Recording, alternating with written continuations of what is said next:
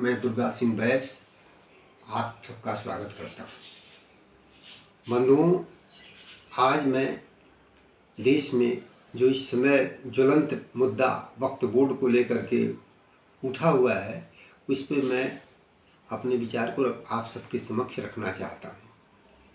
इस समय संसद में सरकार ने एक बिल पेश किया कि वक्फ बोर्ड के जो असीमित अधिकार हैं उसमें संशोधन किए जाएं।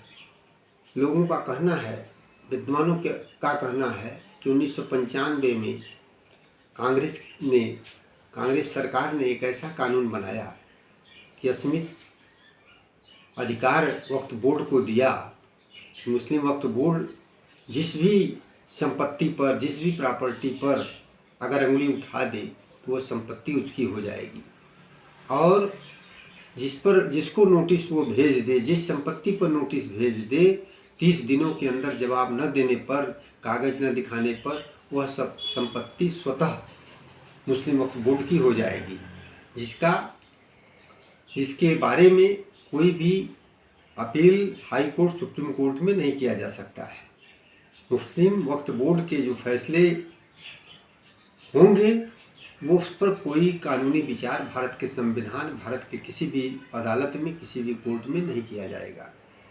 इस तरह की बातें संविधान में वर्णित हैं, जो निश्चित रूप से संविधान का गला घोंट रही है। भारत जैसे लोकतंत्र में जो संविधान का जहाँ शासन कानून होना चाहिए, वहाँ इस तरह के दोहरे कानून को बना करके संविधान के साथ जोड़ना, ये भारत के लिए सबसे दुखद स्थिति है।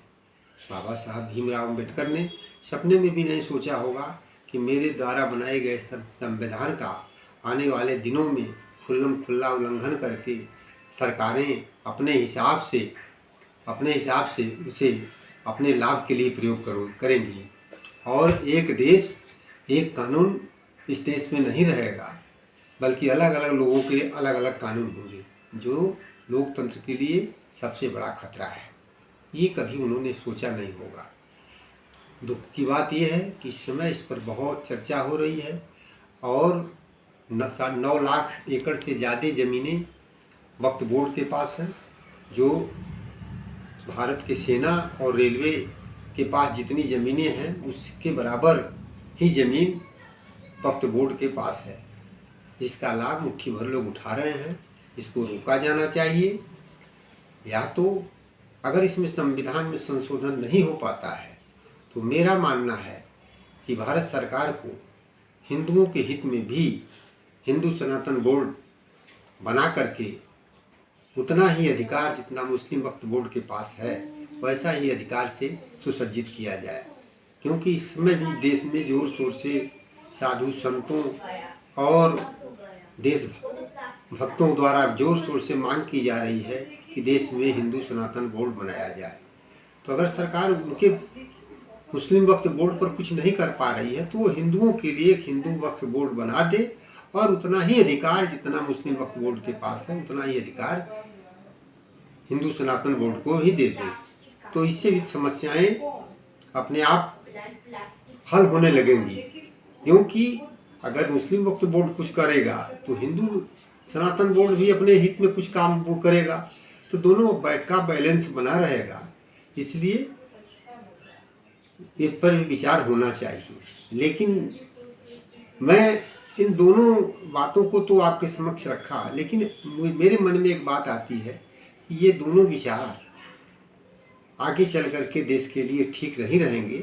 इसलिए मुस्लिम वक्फ बोर्ड को भंग करके एक नई व्यवस्था के तहत एक नया कानून बना करके, जो कमज़ोर मुस्लिम तबका है, जो गरीब, जो आगे नहीं बढ़ पाया आज तक, उनके हित में इस संपत्ति को प्रयोग किया जाए, और इससे उनको जो आगे बढ़ा करके देश की मुख्य धारा में लाया जाए, और भारत के जो शिक्षा व्यवस्था है उसको में एक रूपता ला करके देश में एकता, अखंडता, संप्रभुता को मजबूत करते हुए इस तरह के कानून पर बहुत अविलंब विचार किया जाना चाहिए। अगर ऐसा नहीं हो पाता है तो आगे चल करके बहुत बड़ा विवाद खड़ा होगा। जितना ही दिन बीतेगा उतने ही नए नए विवाद सामने आएंगे। इसलिए मुस्लिम जो बुद्धिजीवी तबका है और हिंदू वर्ग के जो समझदार लोग हैं वो बैठ करके इस पर मजबूती से विचार करें और जल्दी किसी निर्णय पर पहुँचें, ऐसा मेरा मानना है। आप लोग क्या सोचते हैं? आप लोग अपने विचार मुझे दें। हो सकता है कि मैं जो सलाह या अपने विचार रख रहा हूँ ये ठीक नहीं हो, तो आप अपने विचार मुझे बता दें। आज के लिए बस इतना ही। नमस्कार।